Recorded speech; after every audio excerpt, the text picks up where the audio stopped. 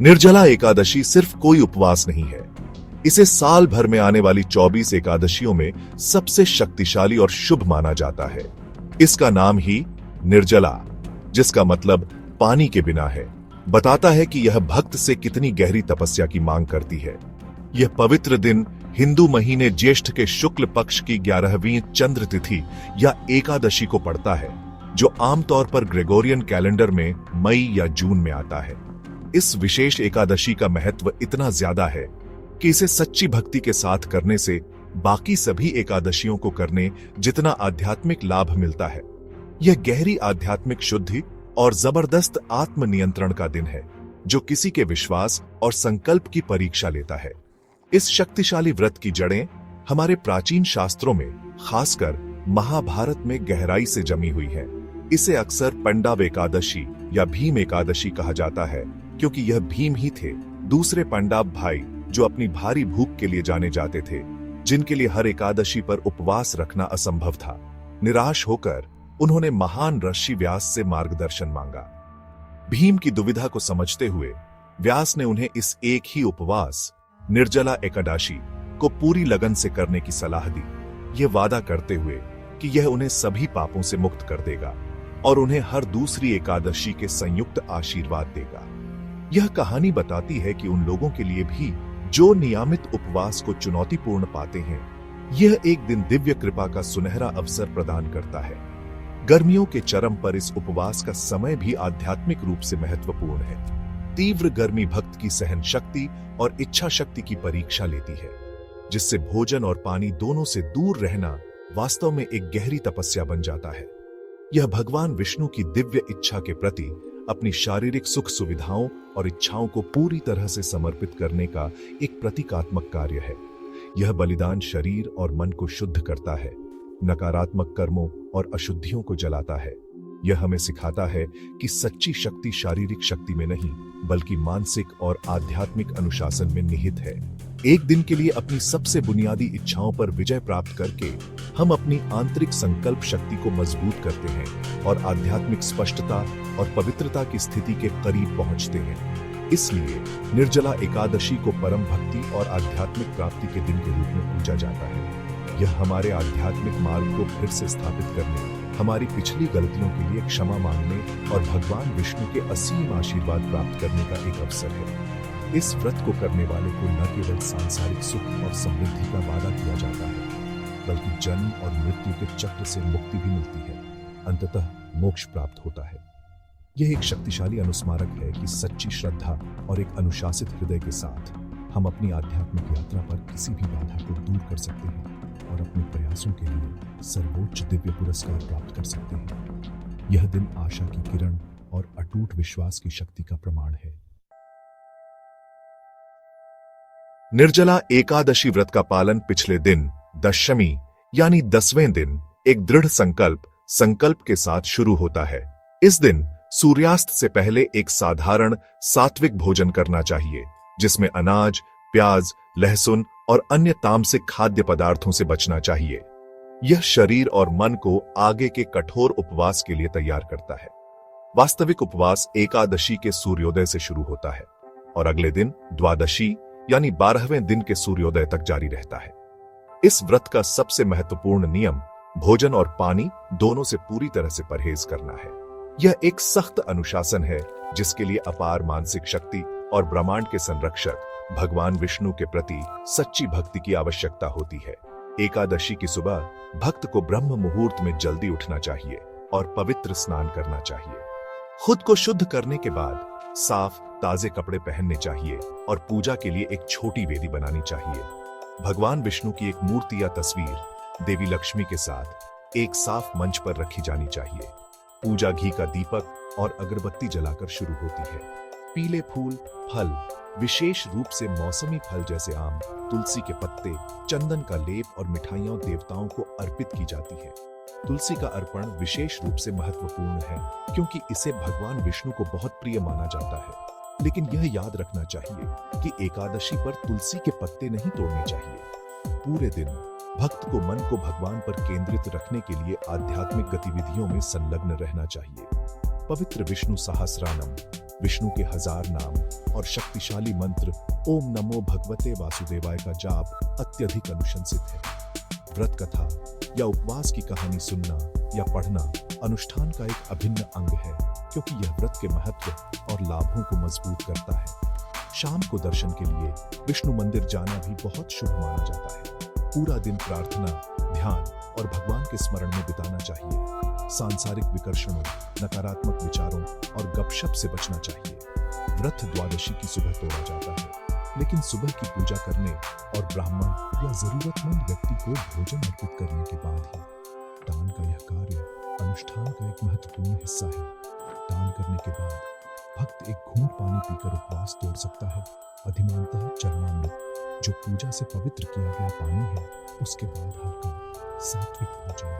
यह महत्वपूर्ण है कि उपवास निर्धारित समय के दौरान तोड़ा जाए, जिसे पारण कहा जाता है, ताकि व्रत के पूरे आध्यात्मिक लाभ प्राप्त हो।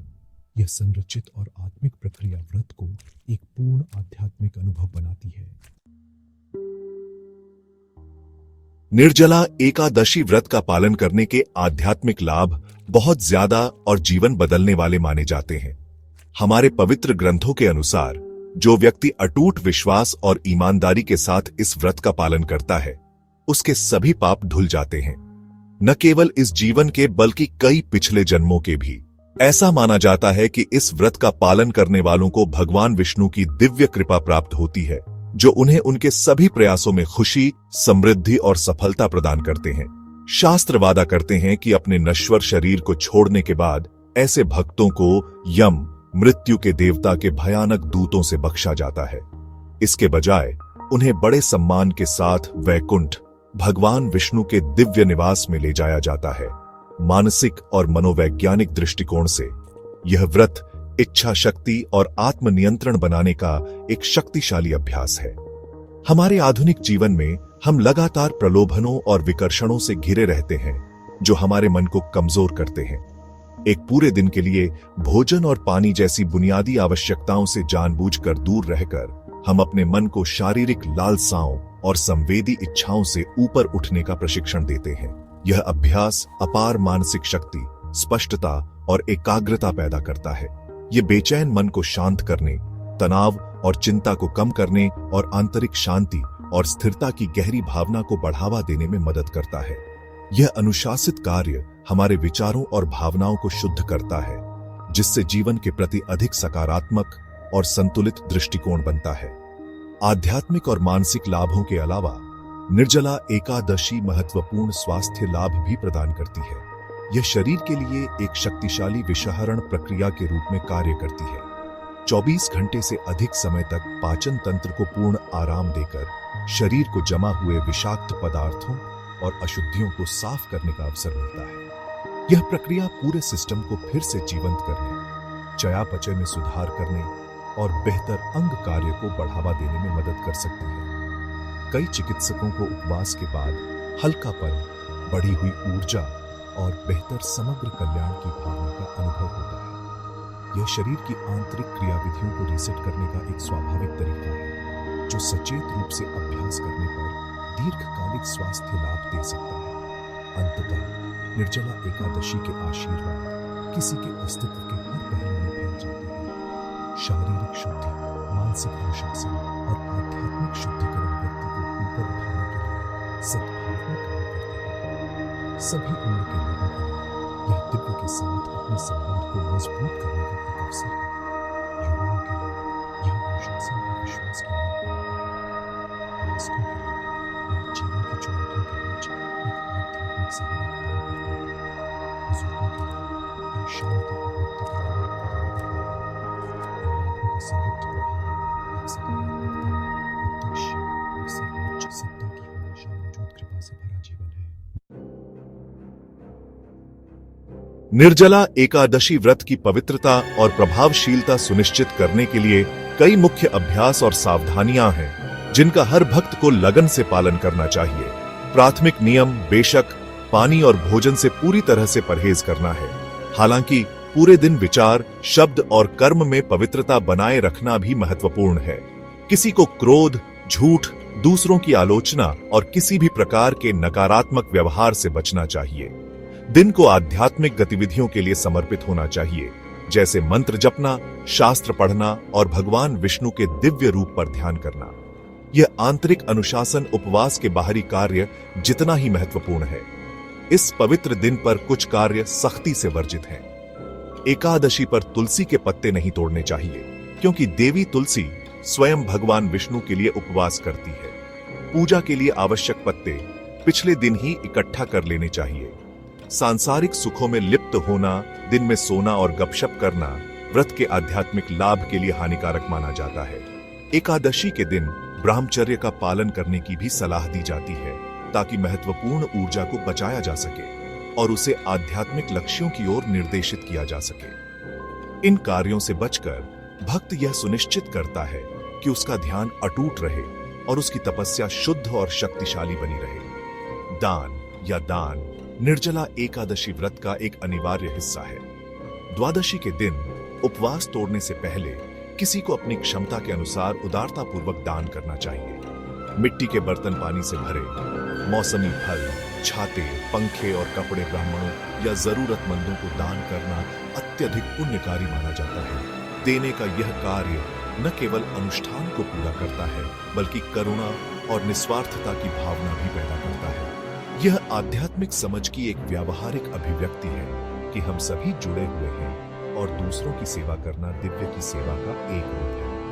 यह उदार कार्य उपवास से प्राप्त आशीर्वाद को बढ़ाता है। जो लोग स्वास्थ्य कारणों, उम्र या अन्य बाध्यकारी परिस्थितियों के कारण सख्त निर्जला उपवास का पालन करने में असमर्थ हैं, उनके लिए विकल्प है। ऐसे व्यक्ति फल और दूध का सेवन करके आंशिक उपवास कर सकते हैं। सबसे महत्वपूर्ण बात भक्ति की ईमानदारी है। भले ही कोई उपवास न कर सके, फिर भी वे पूजा कर सकते हैं, मंत्र जप सकते हैं और भगवान विष्णु का आशीर्वाद प्राप्त करने के लिए दान कर सकते हैं। निर्जला एकादशी का सार इरादे और दिव्य के साथ जुड़ने के प्रयास में निहित है। यह हमें सिखाता है कि अनुशासन महत्वपूर्ण है, लेकिन विश्वास और एक शुद्ध हृदय ही वास्तव में आध्यात्मिक मार्ग पर मायने रखते हैं।